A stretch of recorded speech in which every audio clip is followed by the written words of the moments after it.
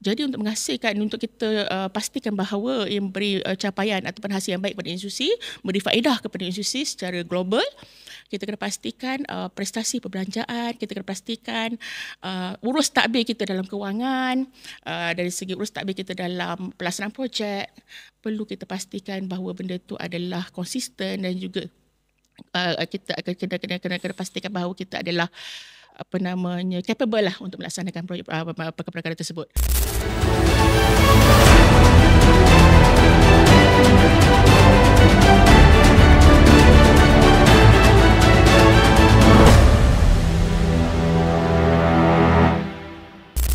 Baik, Assalamualaikum dan salam sejahtera. Hai, saya Syamil, merupakan hos anda untuk podcast Sembang Santai Politisi. Untuk episod kali ini, kita bawakan seseorang kepada anda, iaitu antara penerima anugerah bagi Anugerah Akademia AA Politisi 2025 yang telah pun berlangsung baru-baru ini di SACC Shah Alam. Iaitu kita bawakan Dr. Bibi Sarah Betty Saleh, yang merupakan Timbalan Pengarah Bahagian Perancangan Program dan Institusi Jabatan Pendidikan Politeknik dan Kolej Komuniti. Assalamualaikum, Doktor. Waalaikumsalam. Syamil okey? Sihat? Sihat, Alhamdulillah. Doktor sihat ya? Sihat, Alhamdulillah. Kita panggil Dr. Bibi lah. Boleh. Boleh ya, Doktor? Okey, Doktor. Tahniah kita nak ucapkan lah atas penerimaan anugerah. Orang kata anugerah khas Ketua Pengarah ya? Betul ke? Okey, anugerah khas Ketua Pengarah ataupun AKKP. Saya lah yang singkatkan sendiri kan. Yang telah berlangsung baru-baru ini di SACC Shah Alam. Baik, Doktor. Sebelum kita nak ke arah nak tahu lebih lanjut tentang pencapaian Doktor kan untuk anugerah tersebut, kita nak Doktor perkenalkan diri dulu kan. Mungkin ada warga kita ataupun di Politisi lah khususnya yang tak kenal lagi Dr. Bibi. Siapa sebenarnya di sebalik orang yang merancang lah katakan. Silakan. Okey, Assalamualaikum. Terima kasih Syamil di atas peluang untuk hari ini. Saya pun ingin memperkenalkan dirilah. Seperti mana Syamil maklum tadi, mungkin ramai yang tak kenal saya Bibi Sarah. Saya kini berada di bahagian perancangan program dan institusi sebagai Timbalan Pengarah yang menguruskan unit infrastruktur dan fasiliti. Jadi kita menguruskan projek-projek, pelaksanaan projek-projek di bawah peruntukan pembangunan yang melibatkan projek-projek di bawah rancangan Malaysia secara rolling plan. Juga kita menguruskan projek-projek di bawah inisiatif belanjawan yang diumumkan oleh PMX pada setiap tahun. Jadi yang melibatkan peruntukan pembangunan adalah yang melibatkan peruntukan pembangunan dan juga projek-projek pembangunan adalah di bawah peranan BPPI lah. Dan secara khususnya itulah di peranan di bawah unit saya lah. Jadi di bawah saya ada 6 orang.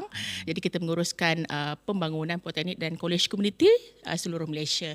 Jadi daripada proses projek itu mula di pohon, kita bid bajet dalam di peringkat kementerian dan juga di peringkat Kementerian Ekonomi.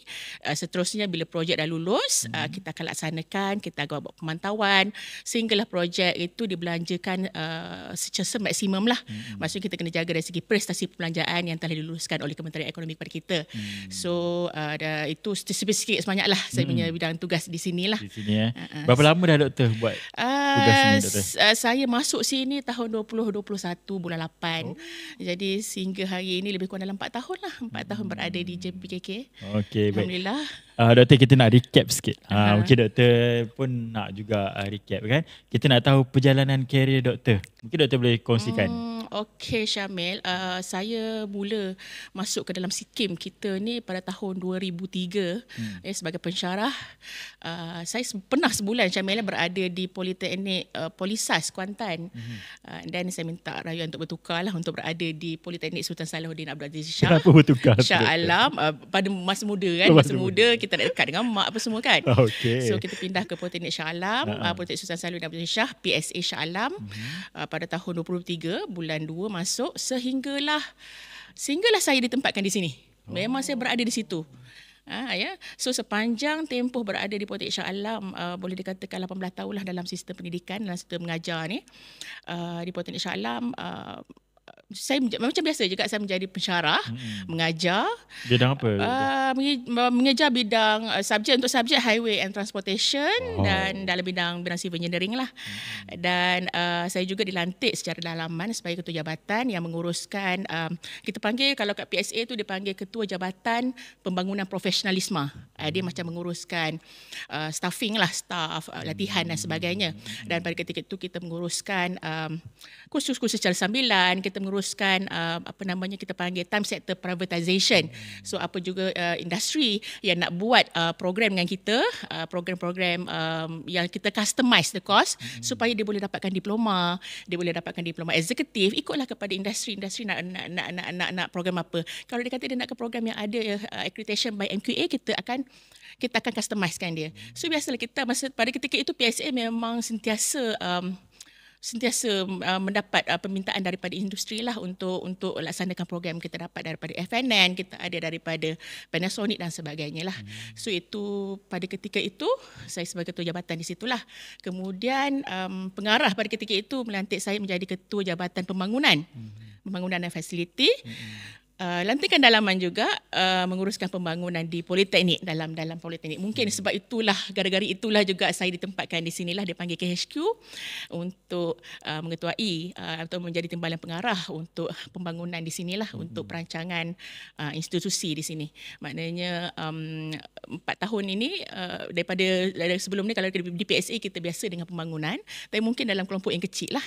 Tapi kat sini kita menjaga atau memastikan keseluruhan fasiliti dan infra untuk politeknik dan juga kolej komuniti tu kita cuba sedapat mungkin lah. Apa yang kita boleh buat, kita boleh bantu, kita bantulah untuk polisisi. Kalau kita kira antara tulang belakang lah doktor kan, kita nampak fasiliti tu baik kan, tapi sebenarnya ada yang menjaganya lah ataupun yang memantau. Betul. Walaupun iyalah Syamil, sebenarnya kita tak dapat nak cover pun semua permohonan ataupun demand daripada institusi. Tapi sikit sebanyak mungkin di peranan kita sebagai HQ di sini, kita cuba untuk memastikan, kita cuba fight lah for the budget. Selain pada bajet yang ada, bajet di bawah rancangan Malaysia, kita cuba fight for the budget inisiatif. Dan kita tengok apa cara yang mungkin yang kita boleh dapat semaksimum bajet yang kita boleh dapat lah. Dan kita kena pastikan bahawa bajet-bajet yang kita pohon itu boleh dilaksanakan, boleh dibelanja dengan baik.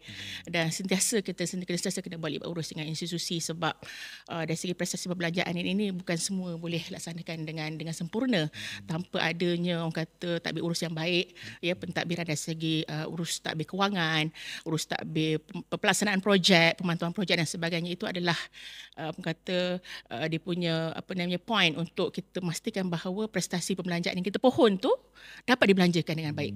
Itu adalah KPI kita lah. Okey doktor. Okey, kita itu sedikit banyaklah latar belakangnya doktor, apa yang doktor buat kan di ataupun perjalanan karier Dr. Bibi berada di Polisisi dan juga di JPPKK ni sendirilah. Okey doktor, nanti kita orang kata bincangkan semula di hujung-hujung segmen kan. So sekarang ni kita nak ke main topik kita baliklah. Anugerah khas Ketua Pengarah. Mungkin doktor boleh ceritakan sedikit kan apa sebenarnya anugerah ni, dan mungkin boleh doktor sampaikan kepada semualah apa yang doktor nampak pada diri doktor sehingga dapat dipilih sebagai pemegang anugerah tu bagi tahun ini. Susah soalan tu. Sebab pada saya Syamil semua orang layak lah dalam bidang masing-masing untuk dapat anugerah yang dilaksanakan. Ini adalah anugerah yang ulung-ulung kalinya lah. Ini adalah kali kedua. Tahun kedua anugerah Ketua Pengarah diberikan kepada pensyarah ataupun pegawai yang bersesuaian, yang dilantik sendiri ataupun yang dicalonkan sendiri, dicalonkan ataupun yang dipilih sendiri oleh Datuk Ketua Pengarah kita lah. Itu yang saya fahamkan. Dan saya percaya semua pun layak dan ada kepakaran dalam bidang masing-masing. Tapi kalau untuk saya sebagai yang menjaga pembangunan di sini, perancangan dan juga kita menjaga pembangunan politeknik dan kolej komuniti, Yang saya nampak adalah kita kena pastikan prestasi perbelanjaan itu yang paling penting lah. Kalau dekat sini kita baru saja selesai rancangan Malaysia ke-12. Peruntukan rancangan Malaysia ke-12 bermula daripada tahun 2021 sehingga tahun 2025. Sekarang kita akan masuk ke fasa rancangan Malaysia ke-13. So sepanjang tahun rancangan Malaysia ke-12, dia merupakan setiap tahun kita kena pastikan bahawa perbelanjaan kita adalah baik dari masa ke semasa, menunjukkan bahawa prestasi kita pada tahap yang membanggakan. Kita kena pastikan begitu supaya peruntukan yang kita terima tu sentiasa konsisten dan juga sentiasa meningkat. Jadi kalau boleh tengok dia ada peningkatan daripada tahun 2021 sehingga tahun 2024, saya boleh kata 2024, peningkatan perbelanjaan keseluruhan termasuk ini untuk Syamil mungkin Syamil first time dengar. Perbelanjaan kita itu ada perbelanjaan yang kita boleh kontrol di bawah jabatan JPKK sendiri. Mungkin kita boleh kontrol dengan jabatan bahagian, kita boleh kontrol dengan institusi. Ada juga peruntukan yang diberikan kepada JPKK tetapi dilaksanakan oleh agensi pelaksana luar. Seperti JKR. Contohnya dulu? JKR melaksanakan projek-projek kita. Kita ada JPS, kita ada juga agensi pelaksana daripada Section Technical, KPT sendiri. Jadi projek-projek ini di bawah agensi pelaksana yang lain yang kita tidak boleh kontrol dari segi secara direct lah. Kita boleh bantu dari segi memudah cara sahaja yang di antara end user dengan pihak klien. Tapi untuk kita kontrol dari segi perbelanjaan itu dia adalah di bawah, tertakluk di bawah agensi pelaksana. Jadi so far setiap tahun itu meningkat. Prestasi perbelanjaan itu daripada 70%, dia meningkat sehinggalah pada tahun lepas 79%. Ini dikira termasuk sekali dengan sekatan atau pemulangan kepada MOF lah. Maksud saya itu tidak boleh lari sebab ada juga apa yang dirancang itu dapat dilaksanakan because of mungkin daripada tahun 2021, 2022 adalah post pandemic yang mana ada kesukaran sikit, ada berlaku perubahan harga dan sebagainya dalam industri kita. So dia efek kepada perbelanjaan kita lah. So slowly dia increase lah. So sehingga hari ini kalau ikutkan proses perbelanjaan kita, kalau yang untuk bajet yang kita boleh kontrol di bawah JPKK sendiri, alhamdulillah setiap tahun kalau kita lepas sekatan dia memang tidak kurang daripada 97%. Tetapi kalau untuk sebelum sekatan, meaning that maknanya kita pulang bersekali daripada campur sekali dengan peruntukan yang kita pulang kepada MOF sendiri adalah tidak pernah kurang daripada 80%. Maksudnya sekarang dah mencecah 87% sehingga 89%. Saya lupa nak off kita punya handphone. Dah penat cakapnya lupa nak off, sorry Jadi sehingga kini mencecah kepada 88-89% lah. Itu satu kerja yang membanggakan sebab kita start daripada 80% pada 2021. So peningkatan prestasi itu meningkat di semasa ke semasa. Sebab apa pentingnya? Sebab apa benda penting Syamil? Rancangan Malaysia ke-12 ini diukur dari segi dia punya outcome based budgeting. Kita panggil, maksudnya kita akan pastikan bahawa hasilnya dia memberi hasil yang baik kepada institusi. Dia diukur begitu. Jadi untuk menghasilkan, untuk kita pastikan bahawa ia memberi capaian ataupun hasil yang baik kepada institusi, memberi faedah kepada institusi secara global, kita kena pastikan prestasi perbelanjaan, kita kena pastikan urus tadbir kita dalam kewangan, dari segi urus tadbir kita dalam pelaksanaan projek, perlu kita pastikan bahawa benda itu adalah konsisten dan juga kita kena pastikan bahawa kita adalah capable lah untuk melaksanakan perkara-perkara tersebut. Kalau tak, kita boleh pastikan bahawa kita tak boleh nak make sure bahawa kita boleh belanja dengan baik lah. Itu cabaran jugalah, cabaran sebenarnya berada di BPPI ni. Camil pun tahu kan macam mana bahagian kita macam mana kan, sehingga selalu sibuk dan sebagainya. Tapi itulah cabaran dan juga saya ingat tanggungjawab kami lah untuk memastikan bahawa semua projek-projek pembangunan yang dirancang untuk kita itu berjalan dengan baik. Itu sajalah. Dan saya rasa saya kira mungkin itulah antara orang kata pendorong lah kot Doktor kepada ketua pengarah dalam mencalonkan dan seterusnya. Mungkin juga ada satu lagi projek Fahmi, kalau Syamil tahu berkenaan dengan projek Kampung Angkat Madani. Yang itu pun diserahkan kepada tim kami lah untuk uruskan bersama-sama dengan polisisi negeri Perak lah yang banyak membantu. Dan saya sebagai pengurus projek untuk projek tersebut, kita kena pastikan bahawa Kampung Angkat Madani ini dilaksanakan dengan sempurna dan dapat berbelanja dengan baik. Dan alhamdulillah dalam pembentangan kita kepada peringkat ICU di peringkat negeri Perak di hadapan pengarah ICU sendiri, JPKK punya projek ni antara projek yang disebut antara yang terbaik lah dalam pembentangan tersebut. Jadi dia berpuas hati dan alhamdulillah pengarah ISU Perak juga bersama-sama dengan kita punya YBM turun pada ketika penyerahan projek yang berlaku pada 27 bulan 9 dahululah. So projek itu bukan sahaja projek yang kita dapat, itu bukan sahaja projek Kampung Akad Madani sejumlah 1 juta, tapi juga kita dapat projek TVET Madani, iaitu projek 200,000 bersama-sama dengan pelajar, pensyarah dan penduduk kampung. Jadi kita bersama-sama kita buat the extension program supaya pelajar-pelajar ini boleh mengaplikasikan apa yang dia belajar di 21 buah rumah. Jadi diorang buat kerja-kerja naik taraf, kerja-kerja elektrik, kerja-kerja awam, perbaikan rumah di 21 buah rumah. Dan juga pelajar ini juga yang membantu melaksanakan mencantikkan kampung. Maksudnya mencantikkan kawasan itu, kawasan kita naik taraf ataupun kawasan kita bangunkan kita ada bangunkan satu anjung komuniti, kita ada buat naik taraf surau. Kawasan itu adalah kawasan yang besar yang mana pelajar-pelajar dibantu dari segi landscaping. Jadi dia melibatkan pelajar-pelajar college dengan politeknik dan juga college community lah yang dalam bidang landscaping. Dia bantu buat landscape, buat gazebo, ya, pelajar-pelajar kayu buat gazebo daripada politeknik PKB dan juga politeknik Jeli sendiri membantu kita dari segi mencantikkan kolam.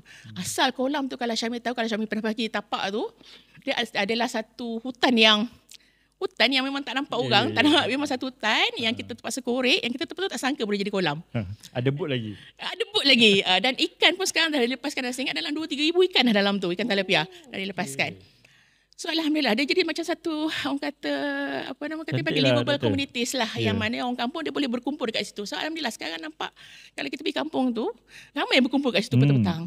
So itu yang kita nak lah daripada Kampung Madani ni. Sepatutnya kita nak dia boleh menjana pada ekonomi. Mungkin anjung komuniti yang kita bina dekat situ mungkin boleh membantu kampung untuk melaksanakan program-program PSH. Kita boleh melaksanakan program komuniti di situ. Kita boleh panggil orang kampung untuk datang ke situ untuk bersama-sama dengan kita. Sebab sebelum ni tidak ada tempat. Dia tak pernah ada balai raya. Kita buat satu anjung komuniti yang kecil yang cukup dengan komuniti kampung tu. Dia boleh bersama-sama dengan pensyarah dan juga pelajar-pelajar kita, membantu dia orang untuk mungkin meningkatkan ekonomi dia lah. So ada banyak perkara lagi yang boleh dilaksanakan di situ lah. Yang saya tertarik yang surau lah, Doktor. Betul. Surau pun begitu juga. Kita ada masukkan smart system untuk surau tu, dibantu oleh KNX, syarikat daripada luar, bersama-sama dengan College Community Padang Terak. So surau itu menggunakan sistem. Jadi kita mempelbagaikanlah apa jua yang kita boleh bantu di situ. Dan ramai yang membantu kita, syarikat membantu kita. So surau tu ialah kita tahu kan kampung itu adalah kampung yang kecil, yang mana mungkin pemantauan dari segi aircon, kipas, penggunaan current semua tu memerlukan pemantauan jarak jauh kan, orang tua kan. So dia boleh tengok daripada handphone saja, dia boleh tutup. Okey, ada aircon yang tak tutup, ada kipas yang tak tutup. Ataupun kita nak aircon, kita nak on aircon sejam awal kan untuk majlis-majlis dan sebagainya. So segalanya di hujung jari. So semua orang kampung pun dah advance dah. Kita kena bangun lagi, tutup plug lagi. Betul. Jadi kalau Syamil nak tahu, di rumah 21 rumah yang kita baiki, rumah-rumah B40 yang kita baiki itu, kita bagi solar, lampu solar. Setiap rumah dapat lampu solar. Dan juga gazebo yang kita buat itu, gazebo yang kita bangunkan di kampung itu pun menggunakan kaedah solar. Semua menggunakan solar lah. Dia punya kipas, dia punya lampu. Juga pam air yang kita gunakan untuk kolam yang kita korek itu pun menggunakan solar. Jadi semuanya solar, semuanya adalah inilah yang support kepada kita punya green. Sangat membantulah sustainable. Pada penduduk kampung lah kan. Saya rasa itu antara yang projek yang kita kata mungkin projek itu adalah projek di bawah ketua pengarah kita sendiri. Setiap ketua pengarah di jabatan diberi peluang untuk membangunkan kampung melalui projek Kampung Akad Madani ini. Dan satu lagi, ketua pengarah kita dapat juga projek sekolah Angkat Madani. Yang itu pun dapat. So kita ada 3 projek lah. Kita ada Kampung Angkat Madani, Kampung Angkat Madani TVET dan juga Sekolah Angkat Madani di Sekolah Kebangsaan Cangkat Ibul. Kalau yang tadi tu Kampung Angkat Madani di Kampung Batu Lapan, Benang Siam. Yang tu melibatkan naik taraf surau. Kita ada membangunkan anjung komuniti. Kita naik taraf Dewan sekolah, Dewan terbuka untuk sekolah kebangsaan Bendang Siau. Lepas tu kita ada bantu juga masjid dekat situ, dia nak rumah pengurusan jenazah. So kita bina juga, dan juga kita buat apa namanya anjung komuniti tu dah ada landscaping dan sebagainya lah. Dan kita bangunkan sikit, kita baiki sikit jalan-jalan raya kampung, kita letakkan lampu solar dan sebagainya. Itulah antara projeknya. Baik, okay. Dan status projek tu Doktor, maksudnya selepas ini masih lagi ke? Sekarang alhamdulillah selesai. Semua projek-projek tu selesai, dah di handover. Kita dah buat penyerahan, majlis penyerahan pada 27 akhir bulan 9. Dan alhamdulillah projek tu semua selesai dengan jayanya lah. Kita nampak satu kawasan yang ceria tu. Itulah kawasan kita yang kita highlight lah, selain daripada kawasan yang saya sebutkan tadi. Okey, baik Doktor. Itu dia antara perkembangan projek yang berjaya lah Doktor. Itu antara projek yang agak mencabar lah, because projek tu perlu disahkan dalam tahun semasa. Dalam tahun semasa. Projek tu kita cuma ada dalam beberapa bulan saja untuk siapkan selepas mendapat kelulusan. Baik, Doktor. Kita tengok pada anugerah tadi kan, yang Doktor dah Doktor dah rangkul anugerah tu. Ada tak seseorang dalam diri Doktor kan, yang Doktor rasa dia lah sebenarnya inspirasi ataupun idola untuk Doktor berjaya sampai ke tahap sekarang ni? Okey, saya bukan sebab saya dapat anugerah Ketua Pengarah tapi idola saya memang Ketua Pengarah. Memang Datuk KP kita lah, Datuk Muhammad Zahari Ismail. Sebab dia ni sebenarnya dia bukan saja leader kepada kita, dia sebenarnya adalah keluarga kita. Dia punya, orang kata, kalau tengok dari segi kepribadiannya yang sangat prihatin, yang sebenarnya adalah dia ada empathy, dia ada segalanya kepada ciri-ciri seorang leadership lah. Dan saya sangat mengagumi beliau. Dan bila dia tak ada ni, saya rasa sangat kehilangan lah urusan kita di sini dan juga secara urusan di luar lah, sebab dia mungkin rapat dengan kita dengan apa namanya, untuk semua projek tidak boleh tidak melibatkan Datuk KP lah. Kan, dan dia sentiasa memberi dorongan kepada kita lah, sentiasa memberi galakan dan sebagainya. Dan saya rasa dia adalah bukan saja ketua, tapi saya rasa dia adalah family kita semua di sini. Mungkin Doktor ada ingat ayat-ayat dia ke yang Doktor boleh recall balik? Saya ingat masa saya nak datang ke sini, saya tanya pendapat dia, Doktor, saya ni mengandung 3 bulan, saya kata saya nak pergi ke bahagian yang saya rasa satu bahagian PPI ni adalah bahagian yang semua orang tahu bahawa bahagian yang agak mencabar dan juga yang paling orang kata hektik lah dari segi work task tu. So dia cakap, kenapa? Kalau kau ngandung kau tak buat kerja? Dia kata macam tu kan. Lepas tu dia kata you have to go. Dia kata nanti dia kalau rezeki dia akan follow. Dia akan duduk di situ bersama-sama. Maknanya dia kata kita akan bekerja bersama-sama. Dia kata macam tu lah. So saya ingat pada ketika itu, kalau tak saya pun tak datang sini. Mungkin saya dah selesa berada di institusi, menjadi pensyarah biasa.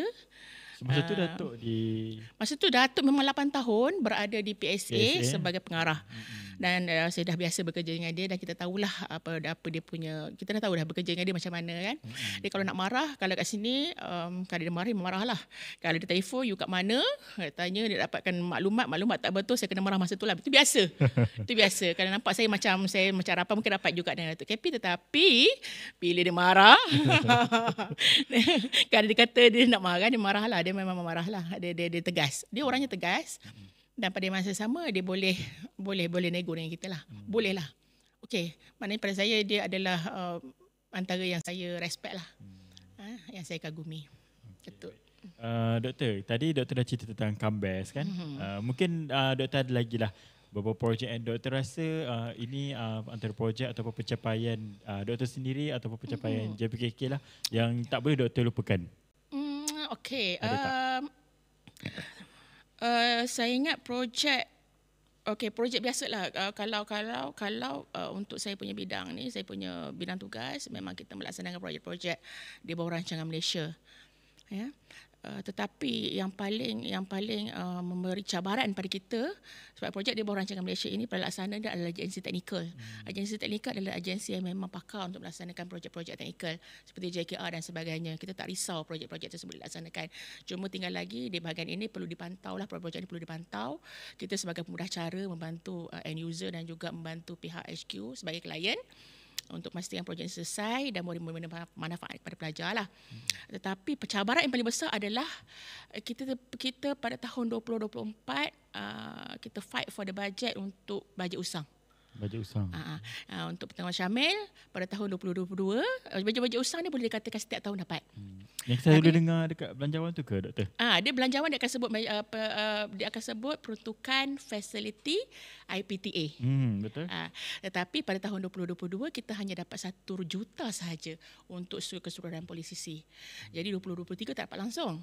Jadi apa yang kita buat, kita check juga dengan kementerian dan sebagainya dari segi naratif belanjawan dan sebagainya, kita bantu pihak kementerian bersama-sama supaya polisi tidak ketinggalan dalam menerima peruntukan bajet-bajet yang sepatutnya kita terimalah. Sebab bila mana inisiatif belanjawan itu dalam bentuk universiti, kita tak dapat. Dia mesti dalam bentuk IPTA yang macam tu. So kita membantu bersama dan alhamdulillah pada tahun 2023 pada awalnya kita hanya diberi 30 juta. Itulah peranan BPPI, peranannya bersama-sama dengan top management yang lain lah, supaya kita boleh mohon lebih daripada itu. So apa janji kita kata kita berjanji untuk membelanjakan peruntukan tersebut dengan baik. So alhamdulillah pada pertengahan tahun kita dah berjaya membelanjakan sejumlah yang diberikan tu 30 juta dan KPT menambah lagi peruntukan kita menjadi 46 juta. Seterusnya pada akhirnya kita dapat 51.2 juta. So itu adalah kejayaan yang agak besar sebab projek-projek ini dilaksanakan sendiri oleh polisi kita. Mostly memang boleh dikatakan 98% adalah dilaksanakan oleh institusi kita sendiri. Jadi kita kena pastikan pula pelaksanaan itu adalah mengikut kepada perkeliling kewangan semasa dan sebagainya. Kita ada pula proses-proses tu, proses daripada perancangan, daripada permohonan sehingga pelaksanaan tu selesai, sehingga projek tu selesai handover. Dan pemantauan, itulah dia agak mencabar dalam tahun semasa. Mungkin kelulusan pada bulan 2, dapat surat kuasa bulan 2, bulan 10 dah kena belanja dengan nilai 51.2 juta. Dan alhamdulillah perbelanjaannya 99.96% pada ketika itu. Dan alhamdulillah juga kementerian sentiasa memberi penghargaan kepada jabatan kita kerana berjaya membelanjakan lah berbanding dengan mungkin institusi yang lain lah.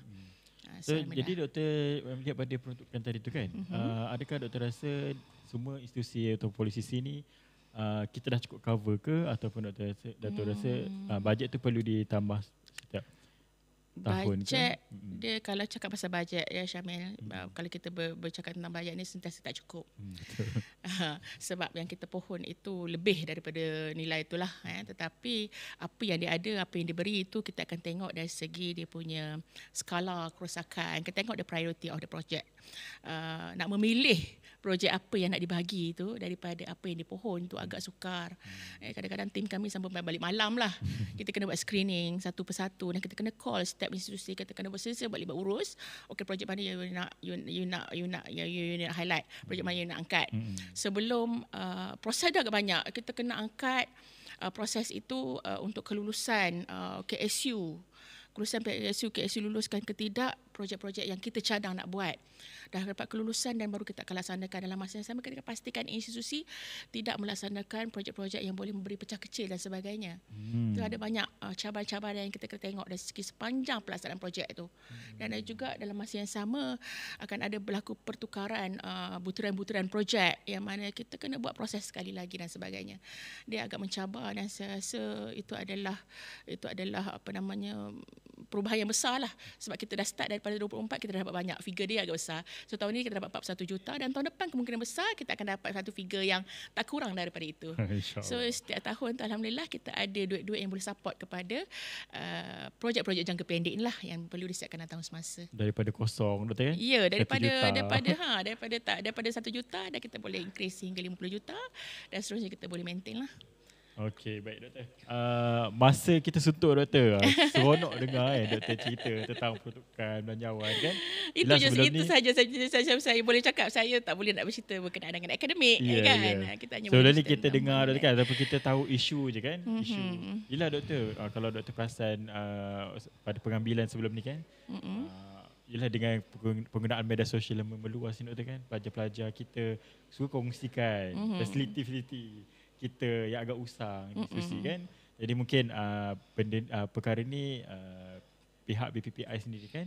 Dan pernah mantan Datuk KP kita juga pernah menyatakan dan dia juga berharap KPT turut ambil maklum lah. Dia kata ambil alert lah tentang isu-isu yang ada dekat polisi sini sendiri. Doktor, ikut pada kecemerlangan yang ataupun segala usaha yang doktor dah lakukan ni kan, mungkin doktor bolehlah bagi nasihat kepada pendidik, terutamanya pensyarah muda doktor di institusi kan. Bagaimana mereka nak menentukan hala tuju karier mereka ni kan, supaya dapat orang kata adalah kejayaan atau pencapaian yang mereka boleh peroleh sepanjang kejayaan mereka doktor. Okey, untuk pensyarah muda kita ada lagi pensyarah muda. Okey. Masuklah doktor kan. Saya mungkin boleh cerita pengalaman je lah maknanya kalau saya dulu diberi tugas, kita tidak pernah memilih tugas. Itu yang paling penting. Kalau diberi tugas, laksanakan dengan baik, dengan sempurna, yang terbaik yang kita boleh buat. Saya dulu pensyarah juga. Jadi sebelum sampai ke peringkat ini, kita sebagai pensyarah diberi tugas untuk untuk menyelia projek pelajar. Selia dengan baik, kita bersama-sama dengan pelajar. Kita buat projek itu bersama-sama dengan pelajar. Kita jangan biarkan pelajar tu buat sendiri. Itu yang kita amalkan lah. Dan alhamdulillah Syamil, semasa sebanyak 18 tahun sepanjang saya menjadi pensyarah di institusi, saya berjaya membawa projek pelajar sehingga ke Geneva, Switzerland lah. So 3 tadi projek itu adalah berkenaan dengan penghadang jalan di satu inovasi yang pelajar-pelajar kita buat. Dan setelah kita dah menang beberapa kali dalam Malaysia dan dibawa keluarlah ke Geneva dan mendapat anugerah, dapat gold, dan juga kita dapat the best award daripada King Abdul Aziz University of Saudi Arabia pada ketika itu. Tahun bila tu doktor? Pada tahun saya pun dah tak ingat dah, 2018, 2017, 2018 macam itulah sebelum saya masuk ke sini. So itulah pengalamannya agak susah. Pengalaman kita kena bersama-sama dengan pelajar. Sebab pelajar dia takkan mampu urus sendiri. Jadi untuk pensyarah luar sana, kena berusaha dengan sungguh-sungguh. Pelajar kita sekarang bukan macam dulu. Kita bukan sahaja nak melahirkan pelajar kalau dulu separuh profesional, sekarang kita nak melahirkan pelajar yang ada TVET, kita panggil graduan yang mempunyai kualiti TVET yang tinggi lah. Kita panggil apa tu, saya dah lupa dah dia punya wording itu. Dan juga gaji progresif. Itu yang kita nak, gaji progresif atau gaji premium. So itu cabaran pelajar kita sekarang. Kita bukan melahirkan pelajar, tapi kita melahirkan insan yang boleh menggerakkan negara lah. Itulah sekarang ni cabaran pensyarah tu agak besar lah sekarang. Saya di HQ ni kita hanya membantu institusi untuk merealisasikan dari segi keperluan-keperluan infra dan juga fasiliti lah. Betul. Saya suka ya doktor kan, dalam menggerakkan negara kan. Menggerakkan negara. Kalau kita bergerak, negara pun tak bergerak. Okey, baik. Doktor, itu saja yang kita adalah masa untuk doktor kan. Kita pun tahu jadual doktor yang agak padat kan. Sebelum datang ke set tadi, doktor sebenarnya daripada meeting, daripada luar sebenarnya kan. Bergegas terus ke studio untuk bersama-sama meraihkan ataupun menjayakanlah sesi rakaman podcast kita pada hari ini. Untuk itu saja kita bersama dengan Dr. Bibi Sarah binti Saleh yang juga merupakan Timbalan Pengarah Bahagian Perancangan Program dan Institusi JPPKK. InsyaAllah kita akan jemput lagi lah doktor untuk perkembangan projek ataupun nak berceritakan tentang pembangunan TVET atau polisi untuk di siri-siri yang seterusnya lah doktor. Kita ucap selamat berjaya dan juga tahniah sekali lagi pada doktor atas pencapaian merangkut anugerah khas Ketua Pengarah AA Polisi 2025. Untuk itu sekian sahaja daripada kami. Sekian, Assalamualaikum. Assalamualaikum.